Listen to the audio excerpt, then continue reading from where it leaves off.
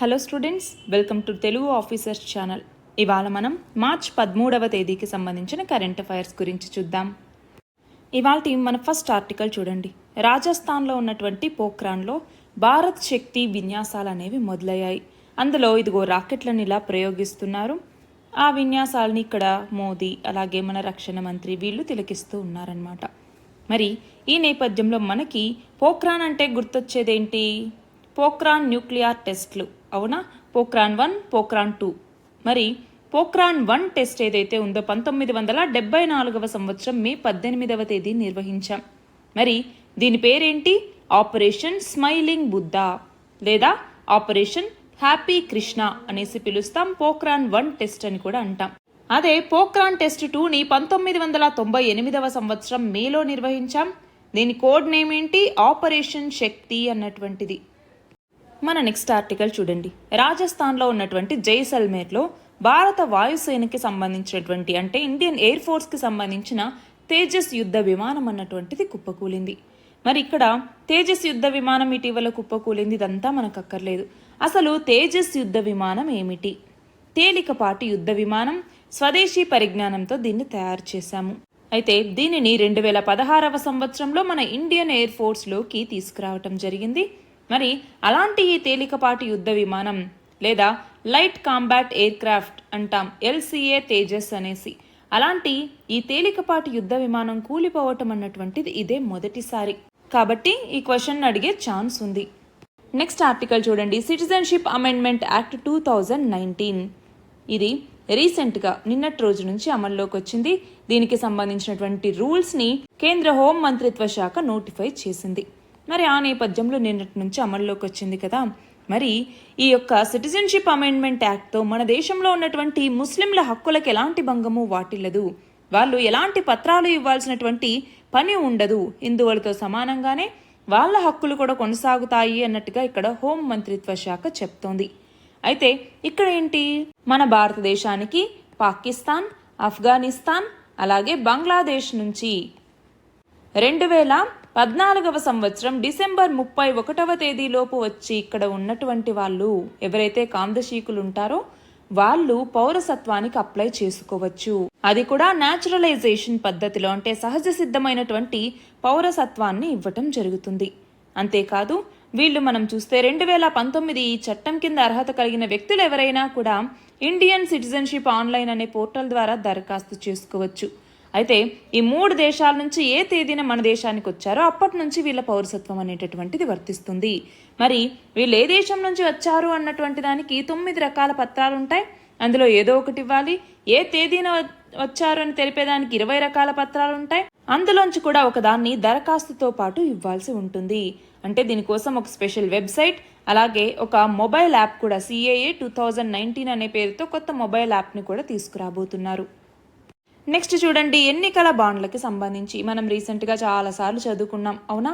Electoral bonds scheme అంటాం. ఈ electoral bonds స్కీమ్ని సుప్రీంకోర్టు కొట్టివేసింది. అంతేకాదు ఈ ఎన్నికల బాండ్ల వివరాలు అన్నటువంటివి కంపల్సరీగా ఈ ఏదైతే ఎలక్షన్ కమిషన్ ఉందో ఎలక్షన్ కమిషన్కి ఇవ్వండి అన్నట్టుగా SBIని ఆదేశించటం జరిగింది సుప్రీంకోర్టు. మరి ఈ గడువుని పెంచండి అని SBI అడిగితే లేదు ఇచ్చి తీరాల్సిందే మీరు ఎలక్షన్ కమిషన్కి అన్నట్టుగా చెప్పింది. ఆ నేపథ్యంలో ఇదిగో సుప్రీంకోర్టు ఆదేశాలతో SBI ఎన్నికల బాండ్ల వివరాల్ని ఎలక్షన్ కమిషన్ చేతికి అందించింది. దానికి సంబంధించిందే ఈ ఆర్టికల్. నెక్స్ట్ ఆర్టికల్ చూడండి. హర్యానా రాష్ట్రానికి ముఖ్యమంత్రిగా ఉన్నటువంటి మనోహర్ లాల్ ఖట్టర్ ఈయన రాజీనామా చేయటం జరిగింది. మరి ఆ స్థానంలో కొత్త ముఖ్యమంత్రిగా నాయబ్ సింగ్ సైని ఈయన ప్రమాణ స్వీకారం చేయించారు. మరి హర్యానా గవర్నర్ ఎవరు? బండారు దత్తాత్రేయ. మనకు తెలుసు ముఖ్యమంత్రి చేత ప్రమాణ స్వీకారం ఎవరు చేయిస్తారు? గవర్నర్. అందుకే ఇక్కడ ప్రమాణ స్వీకారం చేయించటం జరిగింది.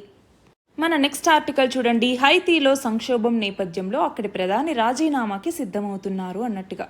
హైతీ అన్నటువంటిది మనం చూస్తే ఇప్పటి నుంచి కాదండి, ఎప్పటి నుంచో ఇన్స్టెబిలిటీ అన్నటువంటిది ఉంది. అక్కడ 2021లో మొయిజేని అసాసినేట్ చేసిన తర్వాత అప్పటి నుంచి కూడా ఆ సిచ్యువేషన్ అన్నటువంటిది అలా జరుగుతూనే ఉంది. అప్పటి నుంచి ఒక ప్రెసిడెంట్ కానీ ఒక ఫంక్షనింగ్ గవర్నమెంట్ కానీ సరిగ్గా లేదు, ఎలక్షన్స్ అనేవి జరగలేదు. అలాగే ఈ నేషనల్ అసెంబ్లీ మెంబర్స్ ఎక్స్పైరేషన్ అన్నటువంటిది 2023లోనే జరిగింది, కానీ అప్పటి నుంచి ఎన్నికలు అనేవి లేవు. మరి అలాంటి ఈ సంక్షోభ నేపథ్యంలో ఇటు సాయుధ ముఠాలు అలాగే అంతర్జాతీయ ఒత్తిడి, వీటి నేపథ్యంలో ఆ దేశ ప్రధానమంత్రి అయినటువంటి ఏరియల్ హెన్రీ ఇతను రాజీనామా చేయబోతున్నట్టుగా ప్రకటించారు. మరి మనకి ఏది ఎగ్జామ్కి ఇంపార్టెంటా అంటే కాదు, హైతీ దేశం అన్నటువంటిది ఎక్కడ ఉంది చూడండి, కరీబియన్ సీ అన్నటువంటిది ఇక్కడ మనం చూస్తే ఇటు వెనిజులా, కొలంబియా ఇదంతా ఏంటి సౌత్ అమెరికా, అలాగే ఇక్కడ వచ్చేసరికి నార్త్ అమెరికా. మరి ఆ మధ్యలో ఇక్కడ మెక్సికో, హోండరాస్, నికరాగ్వా, కోస్టాగ్వా, ఇక్కడ పనామా అన్నటువంటిది ఉంది. అవునా, కరీబియన్ సీ, పసిఫిక్ ఓషన్ ఇది ఇటువైపు ఉన్నాయి. అయితే కరీబియన్ ఐలాండ్స్గా ఇక్కడ ఉన్న Cuba, Jamaica, Dominican republic, Puerto Rico ఇవన్నీ చెప్తూ ఉంటాం కదా. అలాగే హైతీ అన్నటువంటిది కూడా కరీబియన్ సీలో ఉన్నటువంటి ఒక దేశం. సో మ్యాప్ పాయింటింగ్కి ఇంపార్టెంట్. మన నెక్స్ట్ ఆర్టికల్ చూడండి, వందే భారత్ ఎక్స్ప్రెస్కి సంబంధించి. ఇక్కడ సికింద్రాబాద్ విశాఖ మధ్య ఆల్రెడీ ఒక వందే భారత్ ఎక్స్ప్రెస్ తిరుగుతుంటే ఇప్పుడు మళ్ళీ ఇంకొక వందే భారత్ ఎక్స్ప్రెస్ ఉంది అన్నట్టుగా. మరి మనకేం తెలియాలి, ఈ వందే భారత్ అన్నటువంటి ట్రైన్ గురించి తెలియాలి. దీనిని మనం ఇండిజీనస్గా డెవలప్ చేసుకోవటం జరిగింది. ఇండిజీనస్గా డెవలప్ చేసుకున్నటువంటి సెమీ హై స్పీడ్ ట్రైన్ అన్నమాట. మనం చూస్తే రాజధాని ట్రైన్స్ ఉన్నాయి కదా, వాటిని ఇంట్రడ్యూస్ చేసిన తర్వాత మళ్ళీ ఆ స్పీడ్, ప్యాసింజర్ కన్వీనియన్స్ అన్నటువంటిది అలా ఉండాలి అన్నట్టుగా తీసుకొచ్చినటువంటిదే ఈ వందే భారత్ ట్రైన్స్ అన్నటువంటివి. మరి దీన్ని ఎక్కడ మ్యానుఫ్యాక్చర్ చేశారు, ICF ఇంటిగ్రల్ కోచ్ ఫ్యాక్టరీ ఎక్కడ ఉంది, చెన్నై. మరి దీనిని ఏ ప్రోగ్రాంలో భాగంగా వీటిని తయారు చేశారు అంటే మేక్ ఇన్ ఇండియా భారతదేశంలో తయారీ అన్నటువంటి ప్రోగ్రాం కింద దీన్ని తయారు చేయటం జరిగింది. మొదట్లో వీటిని ట్రైన్ 18 అనేసి పిలిచేవాళ్ళు. ఎందుకని ట్రైన్ 18 అంటే దీనికి సంబంధించిన మోడల్ కానివ్వండి, తయారు చేయటం మొత్తం అంతా 18 నెలల్లో పూర్తయింది అన్నట్టుగా ట్రైన్ 18 అనే పేరు అనేటటువంటిది ఉండేది. డెవలప్మెంట్ ఫేజ్లో మొత్తం ఈ ట్రైన్ 18 అనే పేరు ఉండేది. దాని తర్వాత వందే భారత్ అన్నట్టుగా మార్చారు. అయితే ఇందులోకి వచ్చేసరికి మనకి కన్వెన్షనల్ సిస్టమ్స్ ఏవైతే నార్మల్ ట్రైన్స్లో ఉంటాయో అలా కాకుండా ఫాస్ట్గా వెళ్లేందుకు కాంప్లెక్స్ ఇందులో కాన్ఫిగరేషన్ని సెట్ చేయటం జరిగింది. ఆ ట్రైన్ ఆపరేషన్లో కూడా ఫ్లెక్సిబిలిటీ ఉండేలాగా, తక్కువ ఎనర్జీ తీసుకునేలాగా, మెయింటైన్ చేయడానికి ఈజీగా ఉండేలాగా, ఫాస్ట్గా ఉండేలాగా దీన్ని డెవలప్ చేశారు. ఇందులో ఇంటెలిజెంట్ బ్రేకింగ్ సిస్టమ్ అన్నటువంటిది కూడా ఉంది. అంతేకాకుండా కాస్ట్, ఎనర్జీ, ఎన్విరాన్మెంట్ ఎఫిషియెంట్గా దీన్ని తయారు చేశారు. మరి దీనివల్ల ఈ జర్నీ అన్నటువంటిది కూడా 25% నుంచి 45% తగ్గేలాగా దీన్ని ప్లాన్ చేశారు. మ్యాక్సిమం స్పీడ్ ఎంత, 160 kmph. అన్ని ట్రైన్లు ఈ స్పీడ్లో వెళ్తాయని కాదు, బట్ వీటి యొక్క మ్యాక్సిమం స్పీడ్ వచ్చేసరికి 160 km/h.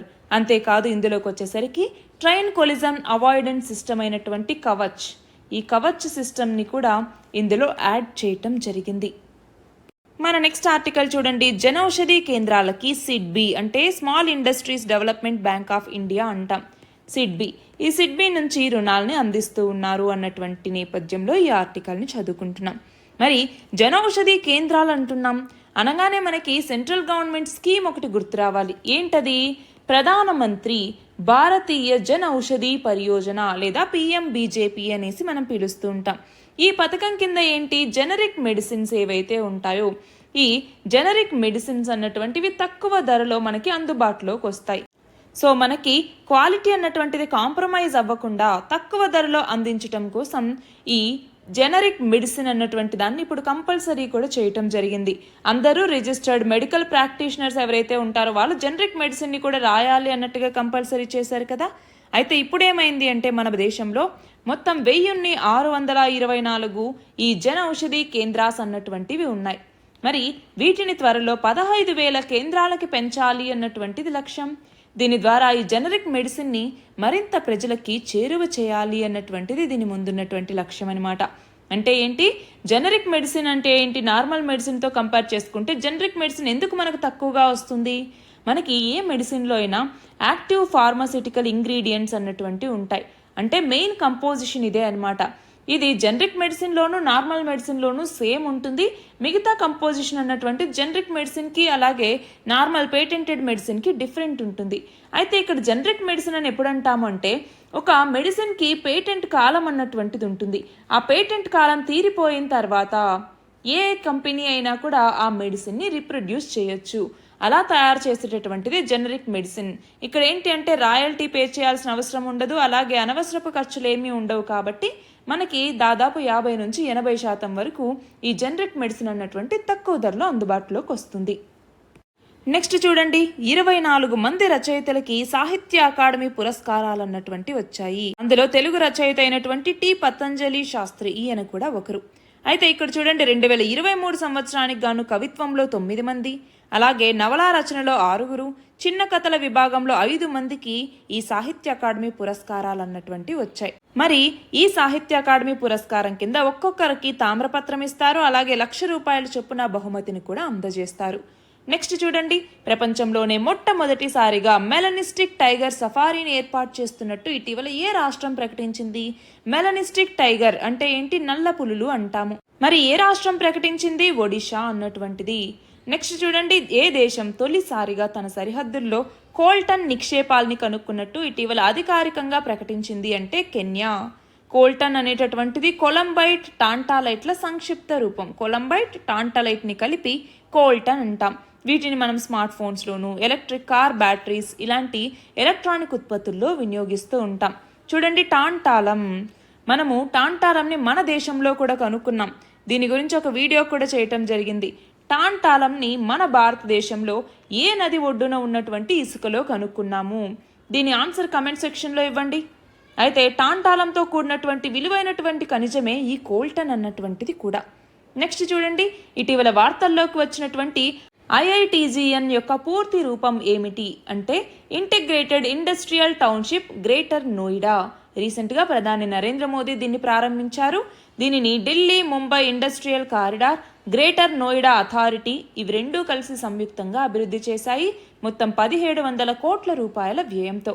చివరిగా చూడండి, ఇటీవల వార్తల్లోకి వచ్చిన కార్బన్ బార్డర్ అడ్జస్ట్మెంట్ మెకానిజం ఏ ప్రాంతానికి సంబంధించింది అంటే యూరప్కి సంబంధించినటువంటిది. So carbon border adjustment mechanism అంటే ఏంటి? వేరే దేశాల్లో ఒక వస్తువుని ఉత్పత్తి చేసినప్పుడు ఎంత కార్బన్ ఎమిషన్స్ జరుగుతూ ఉన్నాయో దానికి ఒక రేటు కట్టి యూరప్లోకి వచ్చేటటువంటి వస్తువుల మీద అంతే ట్యాక్స్ని విధించడం జరుగుతుంది. దాన్నే కార్బన్ బార్డర్ అడ్జస్ట్మెంట్ మెకానిజం అంటాము. ఇవి ఇవాల్టి ఇంపార్టెంట్ ఆర్టికల్స్. PDF లింక్ డిస్క్రిప్షన్లో ఉంది, మీరు అందులో చూడొచ్చు. All the very best and thank you very much.